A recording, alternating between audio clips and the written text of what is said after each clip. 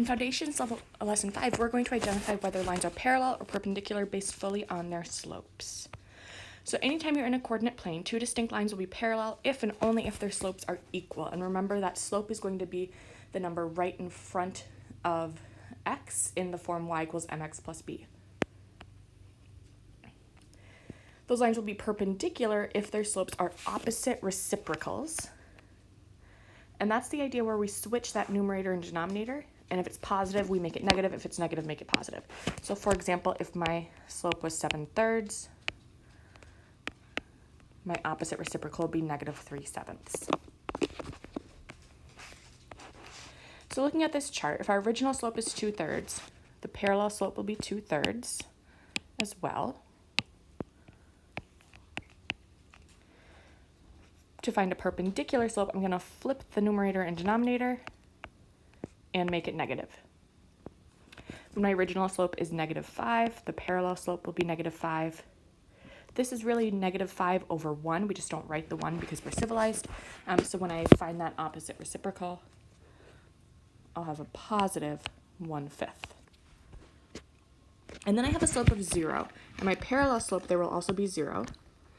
My perpendicular slope, if this is 0/1, let's say, when I flip that and I get 1/0, well, that's just undefined.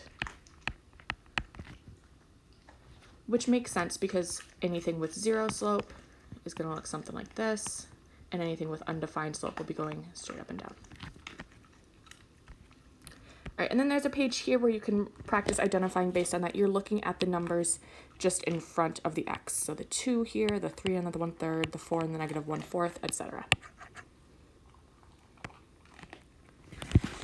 And then we get a problem like this.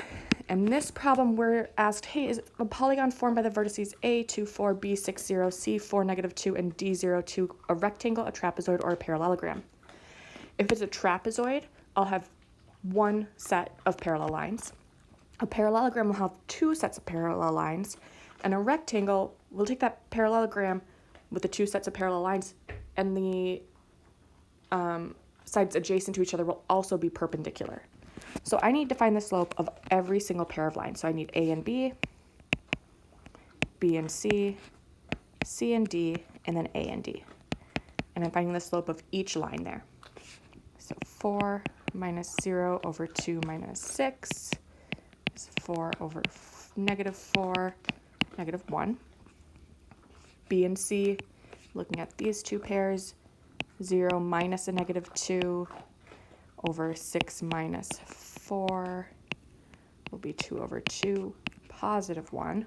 Right now, I know, hey, these are perpendicular. And then I have CD, -2 minus 2 over 4 minus 0 will be -4/4, or -1.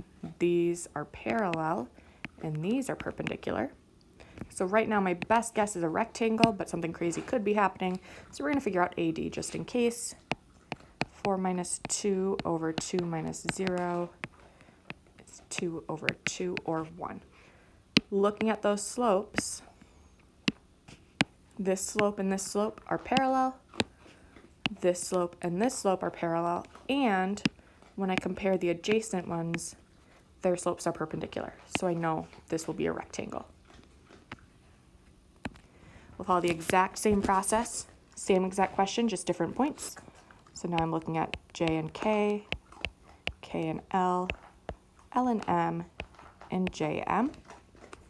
J to K, I've got 0 minus 3 over 0 minus 1, which simplifies to just 3. K and L, I've got 3 minus 4 over 1 minus 3, 1/2. Right away, I know, hey, these aren't perpendicular, so I can rule out a rectangle.